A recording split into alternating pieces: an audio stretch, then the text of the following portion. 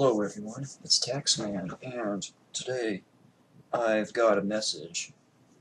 So I guess message of the day, and also I'm showing off something right here that I picked up. It is an Imperial Pumpkin Ale from Southern Tier Brewery that is out in New York State. Let me check. Yeah, well, yep, Lakewood, New York. So, I've heard about this one. It's supposed to have a good reputation. That's what they say every year, at least, when it comes out. But I've never tried it before. Other Southern Tier products I've tasted are pretty good too.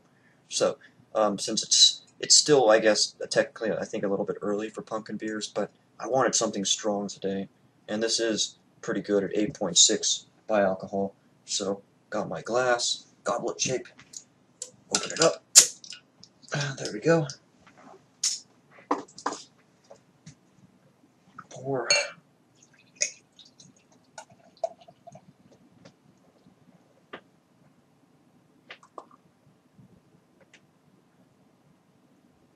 That ought to be a good start. Still some left in the bottle, of course. It says that the ideal serving temperature is about 42 degrees Fahrenheit, and I'd say that's about what it is. It's been out of the cooler for a little bit. I would have started drinking a bit earlier, but my computer froze, and that, of course, was a bit of an inconvenience. Oh, definitely. It's almost like a pumpkin pie.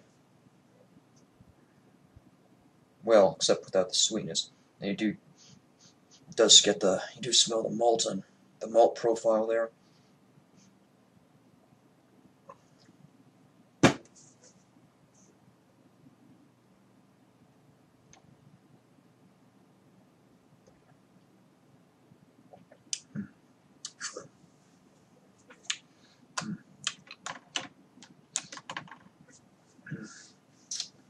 It's definitely. Oh, I'd say less like the pie, maybe more towards the end. If you get the crust of your pie that has the baking spices in it, as well as that little piece, the little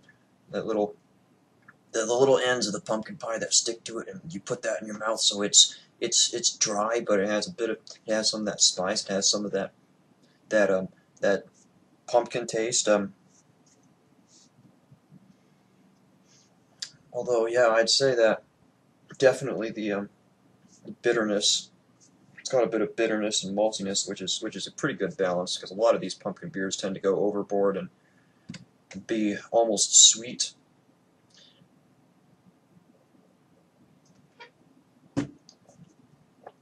So yeah, recommended. Good.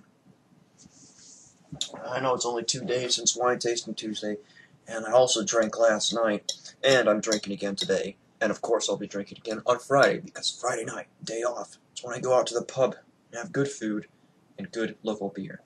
Yeah, I needed to have something strong today. I guess for the first time in about 3 weeks, I spent some considerable amount of time reading news on the alternative news websites, and boy, I remember why I was always blocking them. Not poll or like the Daily Storm or tier stuff, but actual more moderate places, and definitely ones that would be considered anti-fascist too. So I spent all the time reading about it, and of course, just everything just really aggravates me. Policies, just all the Jade Helm stuff is really scary. That's just incredible.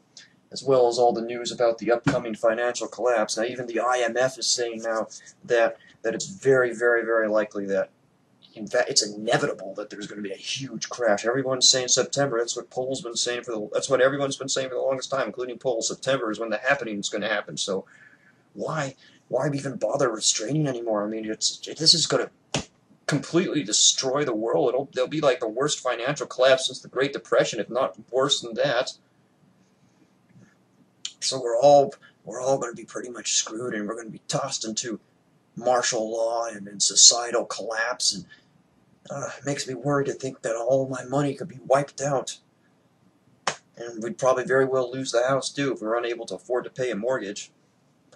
It's kind of scary thoughts, to be out in the street with with no actual usable skills other than my my ability to sell alcohol. I mean, I bet the company would be hard hit. They'd have to close down stores. They wouldn't need somebody like me. I'm just disposable. Which again, it brings up why we need to get to Equestria. We'll get to Equestria, those of us, chosen few. Where's a stable and peaceful kingdom, well, aside from the occasional monster attacks and insane villains, but they always lose in the end because that's the way it should be. Not here, not like here, where the evil people are only rewarded for what they do, and they're rewarded for what they do, and they get away. And they'll hide themselves out in underground bunkers or in the remote wilderness of New Zealand and South America and other places like that, while we are left to fend to ourselves, and all of us useless eaters, as they call us, will end up dying horrible deaths. But not us who go.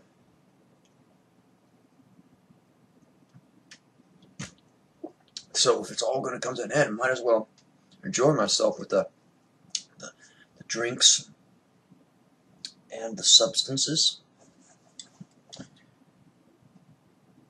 and hopefully we'll find out a strategy to make it to work and to survive long enough to complete our research. I was reading some stuff too about the Large Hadron Collider and the research that the Europeans or CERN are doing, and it's very interesting that they think that potentially what they're doing with the Large Hadron Collider could open up a portal to another dimension. So in a way, it's very similar to what we're doing, except on a much higher scale. And if science can actually do something like that, then we very well can as well. Although we'll use different means.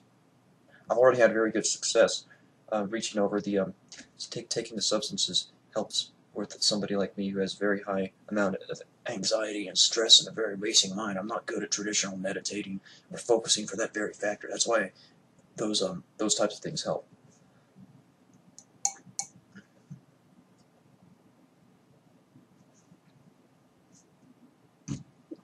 But for now, just stay put, stay at the job I'm at, continue like nothing's wrong, because I don't think that I'm the type of person who would last very long in a stuff hits the fan scenario. I'm just too unfocused and too small and too weak. I have some incredible news. I got on the scale this morning and I only weighed 113.6 pounds. That's pretty incredible, and I think that's quite an achievement in a world where fat asses and land whales are the new norm. To be underweight is such a wonderful feeling. It's so good. It's so good. I love it. I love it. I love it.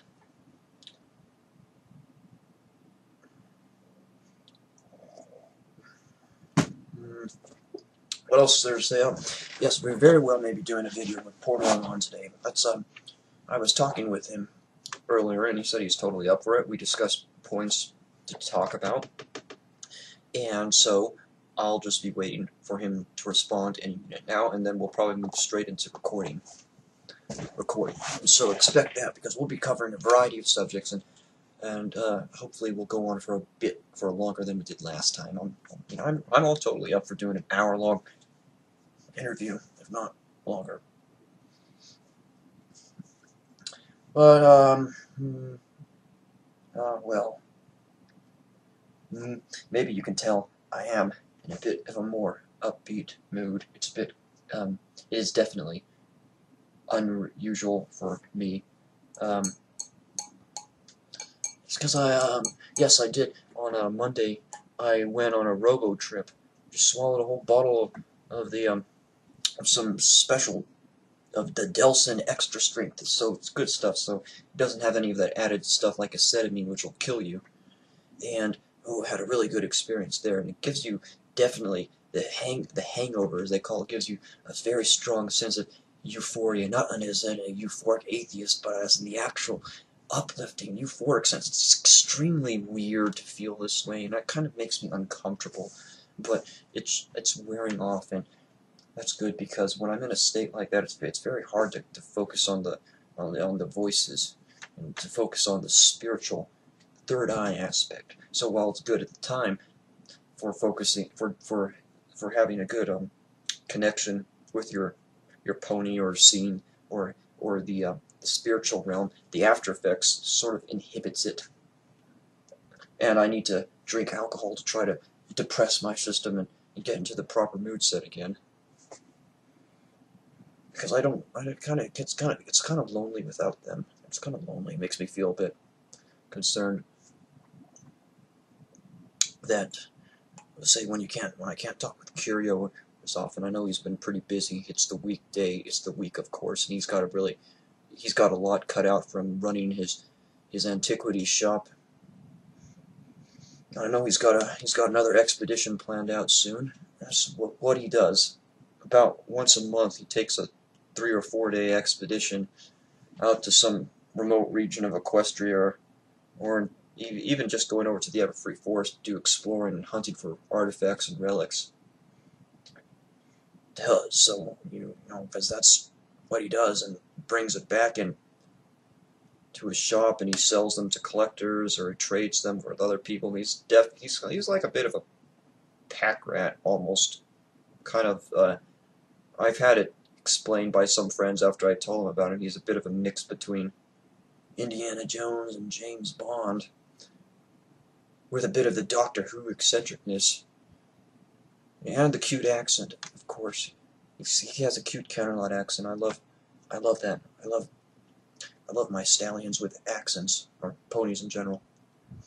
But anyways, yeah, I'll tell you more about Curio in a future video, because he's a really fascinating fellow.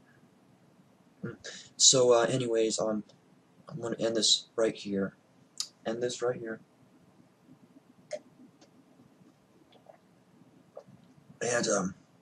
hopefully very soon we'll be getting to our recording with Portal Anon. So, hang on. There's more coming up. But until then, see you later.